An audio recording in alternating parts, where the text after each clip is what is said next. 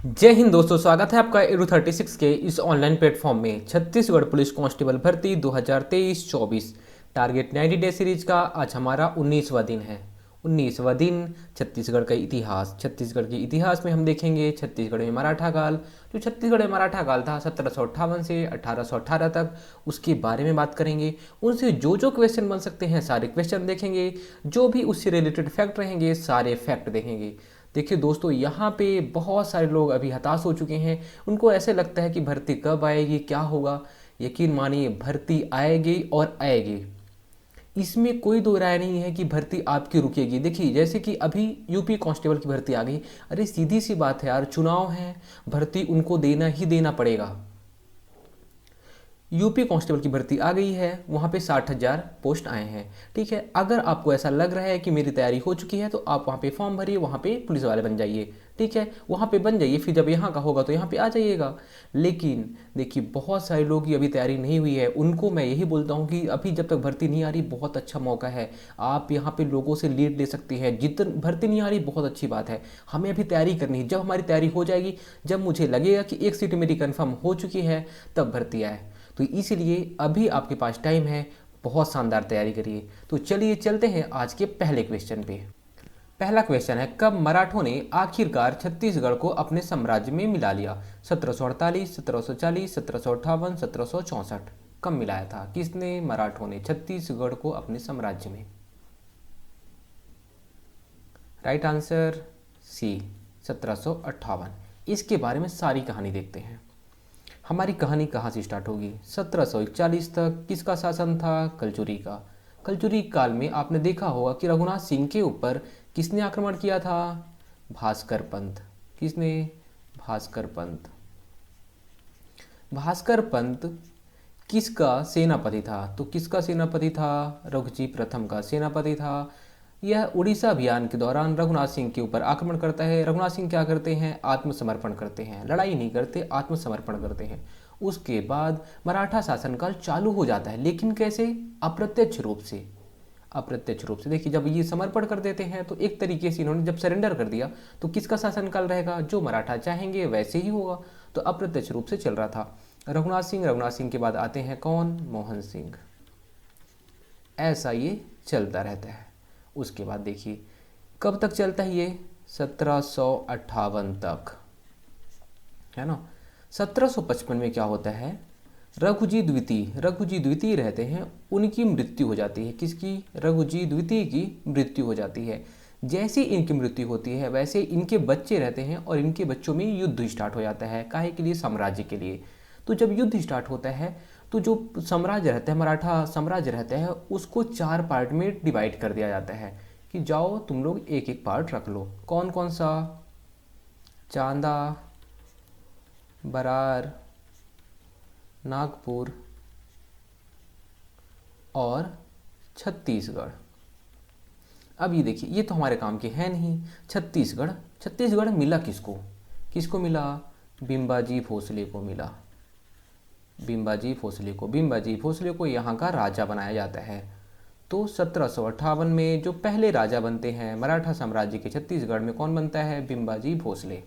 अगला क्वेश्चन है, रतनपुर में राम मंदिर निर्मित कराने वाले मराठा शासक का नाम क्या था? व्यंकाजी भोसले, बिम्बाजी भोसले, महिपत राव, केशव गोविंद। बताना क्या है आपको कि रतनपुर में जो राम मंदिर बना हुआ है तो किस मराठा शासक ने बनवाया था? तो इसका राइट आंसर क्या हो जाएगा? बी, बिम्बाजी भोसले। अब इनके बारे में कुछ कुछ चीज़ें देख लेते हैं जो हमारे पेपर के लिए बहुत इंपॉर्टेंट हैं। क्या क्या? इनका शासनकाल कब से कब तक था? 1758 अभी हमने बताया है। 1758 से लेके 1787 तक इनका शासनकाल रहा। कहाँ पे? छत्तीसगढ़ में। अब इन्होंने और क्या क्या निर्माण कराया था? क्या क्या निर्माण? राम मंदिर कहाँ पे? रतनपुर में। अमरकंटक में नर्मदा माई मंदिर। कौन सा? नर्मदा माई मंदिर। किसने कराया था? बिम्बाजी भोसले। उसने उसके बाद खंडोबा मंदिर। खंडोबा मंदिर किसने कराया? बिम्बाजी भोसले। लक्ष्मी नारायण मंदिर, ये किसने कराया? बिम्बाजी भोसले ने।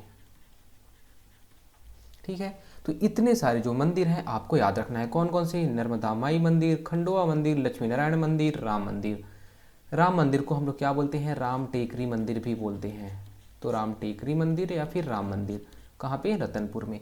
बिम्बाजी भोसले ने ये इतना चीज़ कराया था। उसके अलावा कहाँ पे, देखिए दशहरा में स्वर्ण जो पत्र रहता है उसको देने की, दशहरा में स्वर्ण पत्र देने की जो प्रथा है वह किसने शुरू किया था, ये भी कई बार एग्जाम में पूछा गया है। तो किसने शुरू किया था, बिम्बाजी भोसले ने। आपको इतनी सारी चीज़ें याद रखनी पड़ेगी किसके बारे में, बिम्बाजी भोसले के बारे में। क्या क्या इन्होंने, इनका शासनकाल क्या कब से कब तक था, 1758 से 1787 तक। कौन कौन से मंदिर का निर्माण कराया, राम मंदिर, नर्मदा माई मंदिर, खंडोवा मंदिर, लक्ष्मी नारायण मंदिर। दशहरा में स्वर्ण पत्र देने की जो प्रथा थी वो भी इन्होंने ही स्टार्ट किया था। फॉरेस्टर किसके समय छत्तीसगढ़ आया था, महिपतराव दिनकर, विट्ठल दिनकर, केशव गोविंद, बीकाजी भोसले। कौन फॉरेस्टर यूरोपीय यात्री किसके समय छत्तीसगढ़ आया था, आपको बताना है। तो इसका राइट आंसर क्या हो जाएगा, ए महिपतराव दिनकर। देखिए ये सारी चीज़ें हम याद करें थोड़ा सा मुश्किल होता है, तो हम इसे कैसे ट्रिक्स याद कर सकते हैं। महिपतराव, आप क्या याद कर सकते हैं, माही, माही के बारे में आपको पता ही होगा, MS धोनी के बारे में बात हो रही है। अब वो क्या खेलते हैं, क्रिकेट खेलते हैं, ये भी आपको पता ही होगा। तो माही का आज लक अच्छा है, क्या लक अच्छा है, और फोर्ड रहे हैं, फोर्ड है ना। तो फॉरेस्टर, लक से लैंकी, लक से लैंकी भी किसके टाइम में आए थे, महिपतराव दिनकर के टाइम में आए थे। और कौन आया था, फॉरेस्टर। फॉरेस्टर जो यूरोपीय यात्री था वो भी किसके टाइम में आया था, महिपतराव दिनकर के टाइम में। कब आए थे, तो 1790 में। तो आप ऐसे बोल सकते हैं कि आज माही का लक अच्छा है और माही फोड़ रहे हैं, ठीक है। तो 17 गेंद में उन्होंने 90 रन बना लिए। आप ऐसे ट्रिक से थोड़ा सा सोच के थोड़ा सा इमेजिन करेंगे अगर, तो बहुत इजली याद हो जाएगा। सूबा व्यवस्था के अंतर्गत इस राज्य में मराठा सूबेदारों का मुख्यालय निम्नलिखित में से कौन सा स्थान था, रायपुर, रतनपुर, जांजगीर, राजिम। सूबा व्यवस्था किसने स्टार्ट किया था, मराठा सूबेदार, मराठा ने स्टार्ट किया था। तो उसका मुख्यालय कहाँ पे था, देखिए सूबा व्यवस्था के बारे में हम लोग थोड़ा सा देख लेते हैं। क्या था सूबा व्यवस्था, व्योमकाजी भोसले जो थे, किसके बाद, पहले बिम्बाजी भोसले आते हैं, बिम्बाजी भोसले के बाद चिमड़ाजी भोसले आते हैं, चिमड़ाजी भोसले के बाद व्योमकाजी भोसले आते हैं, फिर परसोजी भोसले आते हैं, फिर अप्पा साहब भोसले आते हैं, ठीक है। इतने सारे शासन जो शासक रहते हैं वो शासन करते हैं। तो जब व्योमकाजी भोसले का टाइम आता है, किसका, व्योमकाजी भोसले का, तो क्या बोलते हैं कि मैं नागपुर में रहूँगा और वहाँ से ही मैं शासन करूँगा। तो शासन मैं किसके थ्रू करूँगा, तो मैं क्या करूँगा, सूबेदार की नियुक्ति कर दूंगा। सूबेदार वहाँ पे जाएगा छत्तीसगढ़ में, वो वहाँ पे देखेगा, वो सारा काम संभालेगा। तो सूबेदार जो प्रथा है वो किसने स्टार्ट किया था, व्योमकाजी भोसले के टाइम में स्टार्ट किया था। तो जो ये सूबेदार रहते थे उनका मुख्यालय कहाँ पे था, तो उसका मुख्यालय कहाँ पे था, रतनपुर में। कलचुरी शासन की समाप्ति के बाद इस राज्य में प्रथम मराठा शासक निम्न में से कौन था, भास्कर पंत, रघुजी भोसले, बिम्बाजी भोसले, केशव दिनकर। क्या बोल रहे हैं, कलचुरी शासन की समाप्ति के बाद इस राज्य में प्रथम मराठा शासक, हमने बात किया है इसके बारे में, कौन, बिम्बाजी भोसले। कब से कब तक थे ये, 1758 से 1787 तक।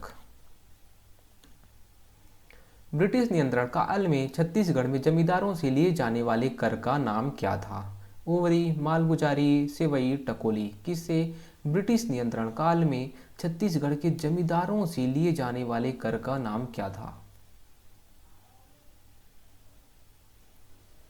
तो इसका राइट आंसर क्या हो जाएगा, टकोली। टकोली जमींदारों से लिया जाने वाले कर का नाम था। मराठा शासक बिम्बाजी भोसले की पत्नी का नाम क्या था, आनंदीबाई, वाष्टा देवी, राधाबाई, बैजाबाई। बताइए बिम्बाजी भोसले की पत्नी का नाम क्या था। तो इसका राइट आंसर क्या हो जाएगा, आनंदीबाई। इनकी 3 पत्नियां थी, कितनी, 3 पत्नियां। कौन कौन, आनंदीबाई, उमाबाई और रमाबाई।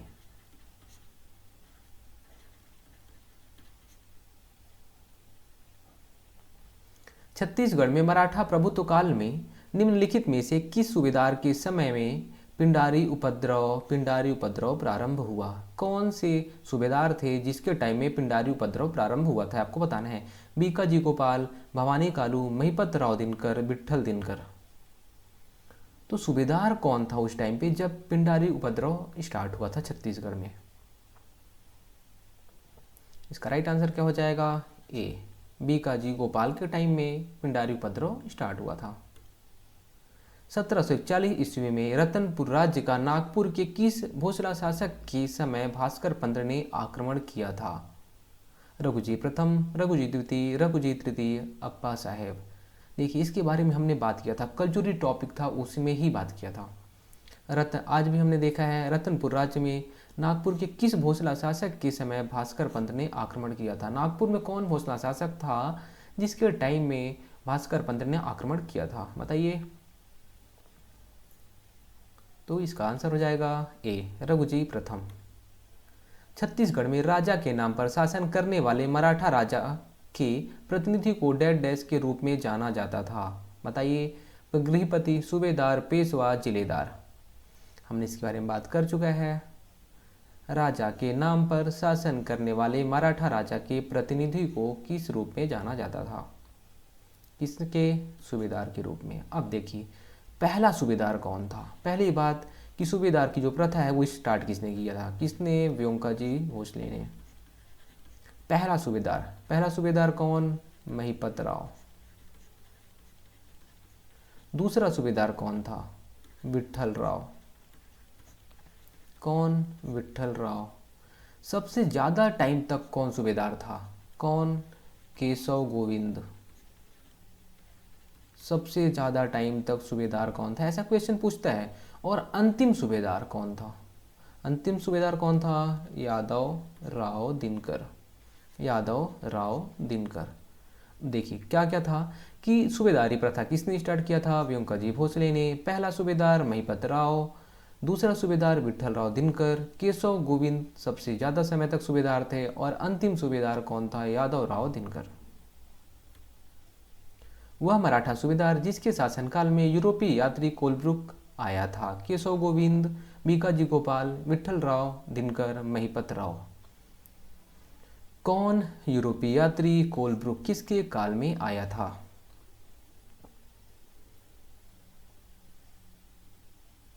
तो इसका राइट आंसर क्या हो जाएगा? ए, केशव गोविंद। आप इसे कैसे याद कर सकते हैं? देखिए केशव और देखिए कोल एक जनजाति का भी नाम होता है, तो केशव मान लीजिए एक जनजाति में एक लड़का है केशव, तो केशव कोल है ना, ऐसे आप इसे याद कर सकते हैं ट्रिक के माध्यम से। निम्नलिखित में से किस मराठा सूबेदार ने इस राज्य में परगना पद्धति प्रारंभ की थी? महिपत राव, विट्ठल राव दिनकर, केशव गोविंद, बीकाजी गोपाल। किस मराठा सूबेदार ने छत्तीसगढ़ में परगना पद्धति स्टार्ट की थी, बताना है आपको। तो इसका राइट आंसर क्या हो जाएगा? बी, विट्ठल राव दिनकर। कौन से क्रम के सूबेदार थे? सेकंड सूबेदार थे। इन्होंने क्या किया था? जो छत्तीसगढ़ थे, छत्तीसगढ़ कौन स्टार्ट किया था? देखिए शिवनाथ नदी थी ये, 18 उत्तर में, 18 दक्षिण में। तो छत्तीसगढ़ में जो ये गढ़ व्यवस्था है वो किसने स्टार्ट किया था? तो किसने किया था? कल्याण साय ने। किसने? कल्याण साय। हाँ वही कल्याण साय जिसे जहांगीर ने 8 साल तक बंदी बना के रखा था। तो कल्याण साय ने गढ़ व्यवस्था स्टार्ट की थी। उसके बाद इस गढ़ व्यवस्था को किसने ख़त्म किया? विट्ठल राव दिनकर ने। और ये क्या किए थे?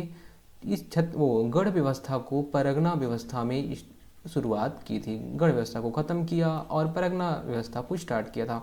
तो इन्होंने 36 जो गढ़ थे उसको ख़त्म किया और छत्तीसगढ़ को 27 परगना में डिवाइड किया था। क्या क्या चीज़ें हमें जाननी चाहिए? परगना पद्धति किसने स्टार्ट किया? विट्ठल राव दिनकर ने। इसके पहले क्या था? छत्तीसगढ़ थे। गढ़ व्यवस्था किसने स्टार्ट किया था? कल्याण साय ने स्टार्ट किया था। कौन से शासक थे? कलचुरी शासनकाल में ये शासक थे। उसके बाद जो विट्ठल राव दिनकर ने कितने पार्ट में इसे डिवाइड किया था परगना के रूप में? तो 27 पार्ट में इसे डिवाइड किया था। छत्तीसगढ़ में मराठा प्रशासन में परगने का प्रमुख अधिकारी कौन था? कमविसदार, पोतदार, सिरस्तादार, ताहुतदार। किसका? परगने का प्रमुख अधिकारी।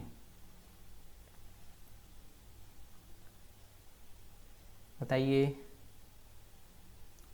इसका राइट आंसर क्या हो जाएगा? ए कमा विंस्तार।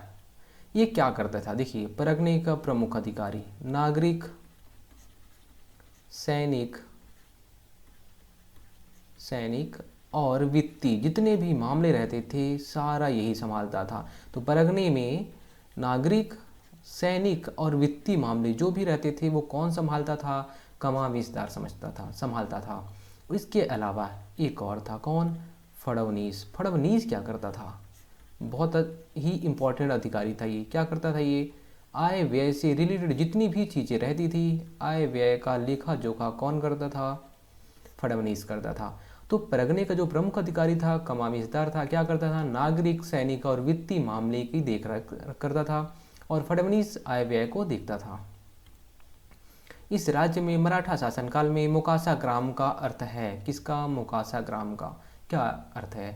दान दिया ग्राम, वन ग्राम, प्रथम श्रेणी का ग्राम, उपयुक्त में से कोई नहीं। किसका? मोकासा ग्राम का अर्थ बताना है आपको। तो इसका राइट आंसर क्या हो जाएगा? ए दान दिया ग्राम। किसको दान दिए थे? ग्राम मतलब गांव है ना, तो किसको ये गांव दान में दिया जाता था? तो ब्राह्मणों को जो गांव दान में दिया जाता था, किसको? ब्राह्मणों को।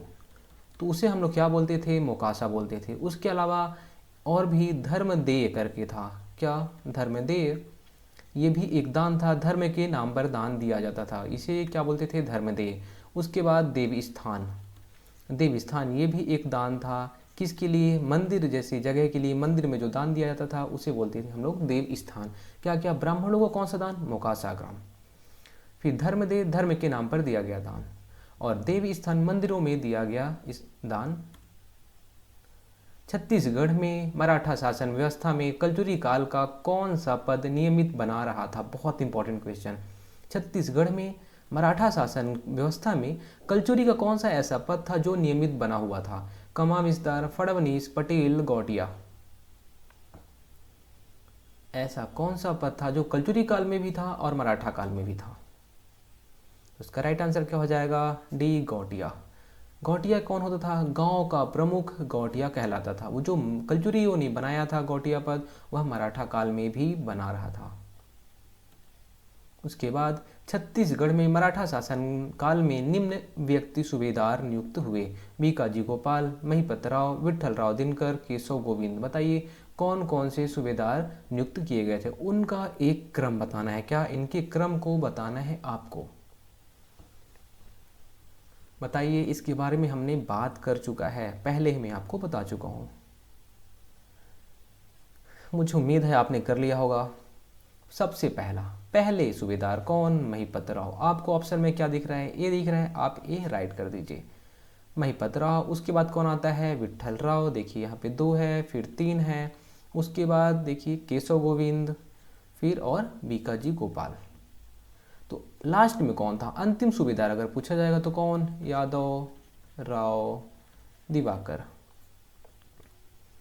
अगला क्वेश्चन, यूरोपीय यात्री मिस्टर ब्लंट छत्तीसगढ़ किस वर्ष में आए थे? कौन? मिस्टर ब्लंट है ना। किस वर्ष में आए थे? 1857, 1795, 1818, 1881। बताइए, याद है क्या?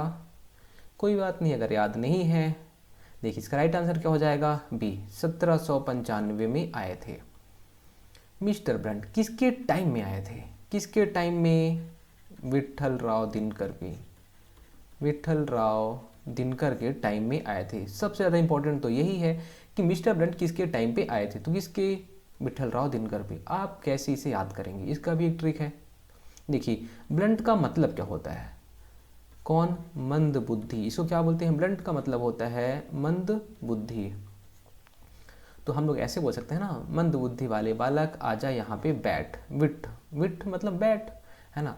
और ये मंद बुद्धि बालक आजा यहाँ बैठ है ना। इसे आप ऐसे याद कर सकते हैं। फडणवीस यहाँ पे होगा, फडणवीस।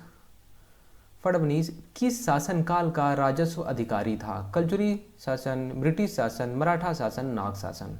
कौन? फडणवीस। कौन से शासनकाल का राजस्व अधिकारी था?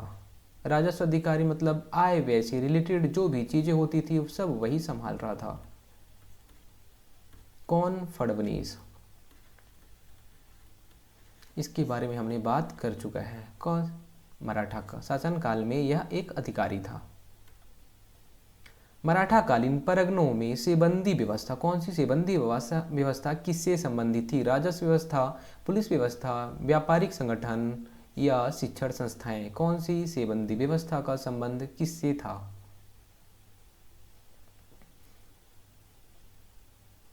तो इसका राइट आंसर क्या हो जाएगा? बी, पुलिस व्यवस्था। पुलिस व्यवस्था ये करते क्या थे? तो जो सेबंदी व्यवस्था थी उसमें रहते थे कि ये नगर, गांव, शहर, इनकी देख रेख का काम कौन करता था? ये सेबंदी व्यवस्था में पुलिस लोग करते थे।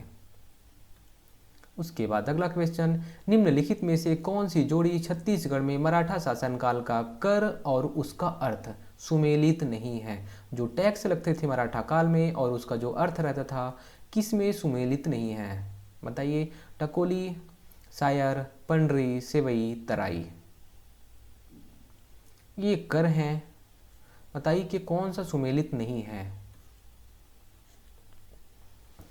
बताइए।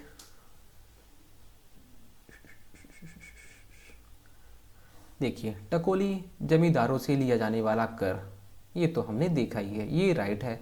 सायर, सायर वस्तुओं की बिक्री पर लिया जाने वाला कर, या फिर इसे हम बोलते थे आयात निर्यात कर। कौन सा? आयात निर्यात कर। तो ये भी राइट है। सायर किसमें? वस्तुओं की बिक्री पे आयात निर्यात कर जो लगता था उसे सायर बोलते थे। पंडरी जो गैर कृषि मद रहते थे उससे लिया जाने वाला कर, ये भी राइट है। सेवई अर्थदंड या जुर्माने की राशि को हम लोग क्या बोलते थे? सेवई, ये भी राइट है। तराई, तराई जैसा कोई कर नहीं था, तो ये गलत हो जाएगा। तो हमारा राइट आंसर यही हो जाएगा, ई, तराई कर जैसा कुछ नहीं था। तो टकोली, देखिए इसमें जितने भी कर दिए हुए आपको याद रखना है। टकोली जमींदारों से लेते थे। शायर आयात निर्यात या वस्तु की बिक्री पर टैक्स जो लगता था उस पे। पंडरी गैर कृषि मदों से लिया जाने वाला कर। सेवई अर्थदंड या जुर्माने की राशि को बोलते थे। तो आज का हमारा लास्ट क्वेश्चन है, सूची 1 को सूची 2 से सुमेलित कीजिए। सूची 1 में अवधि दिया हुआ है, कार्यकाल दिया हुआ है, और सूची 2 में छत्तीसगढ़ के जो मराठा शासक थे उनके बारे में बताया गया है। तो कौन से शासक का क्या कार्यकाल था आपको मैच करना है, बताइए। इसके बारे में हमने पहले ही बात कर चुका है। अगर थोड़ा भी याद होगा, थोड़ा भी दिमाग लगाएंगे तो बन जाएगा। ये ऐसे क्वेश्चन आपके एग्जाम में नहीं आएंगे, बिल्कुल भी नहीं आएंगे, लेकिन यहाँ से आपको ये पता चलेगा कि इनका कार्यकाल क्या है। एक क्वेश्चन 4 फैक्ट आपको पता चल जाएंगे। चलिए इसको देखते हैं। आपको इतना पता है क्या कि पहला शासक कौन था? कौन था? बिंबाजी भोसले। बिंबाजी भोसले। और सबसे पहला सन कहाँ पे दिख रहा है? देखिए 1758 से 1787 दिखा। आपने इसको मैच किया। आ का दो कहाँ पे है? ये है, आप इसे राइट कर दीजिए। उसके बाद और दिमाग लगाते हैं, दूसरा कौन था बताइए। तो दूसरा कौन था? चिमड़ाजी भोसले। ये कब से कब तक थे? तो 1787 के बाद 1788, केवल 1 साल थे। कौन? चिमड़ाजी भोसले। उसके बाद कौन आता है? व्योमकाजी भोसले। व्योमकाजी भोसले का टाइम क्या था? 1788 से लेके 1811 तक। 1811 तक व्योमकाजी भोसले रहते हैं। उसके बाद कौन आता है? उसके बाद आते हैं पुरुषा जी, या फिर परसो जी इनको बोलते हैं, पुरुषा जी भोसले। इनका टाइम क्या रहता है? 1811 से लेके 1816 तक। उसके बाद लास्ट अप्पा साहब भोसले। इनका क्या टाइम रहता है? 1816 से लेके 1818 तक। इसको आप मैच कर लीजिए। 1787 से 1788 चिमड़ाजी भोसले, 1788 से 1811 व्योमकाजी भोसले, और 1816 से 1818 अप्पा साहब भोसले। तो दोस्तों आज हमने 20+ क्वेश्चन देखे हैं। जो भी क्वेश्चन बन सकते हैं आपके एग्जाम में, सारे क्वेश्चन हमने देखे हैं। अगले क्लास में हम छत्तीसगढ़ में ब्रिटिश अधीन जो मराठा शासक थे उनके बारे में जो भी क्वेश्चन बनेंगे सारे क्वेश्चन देखेंगे। दोस्तों उम्मीद करता हूँ आज क्लास आपको अच्छी लगी होगी। अगर क्लास अच्छी लगती है तो दोस्तों तक शेयर जरूर करें और सब्सक्राइब करना ना भूलें। धन्यवाद।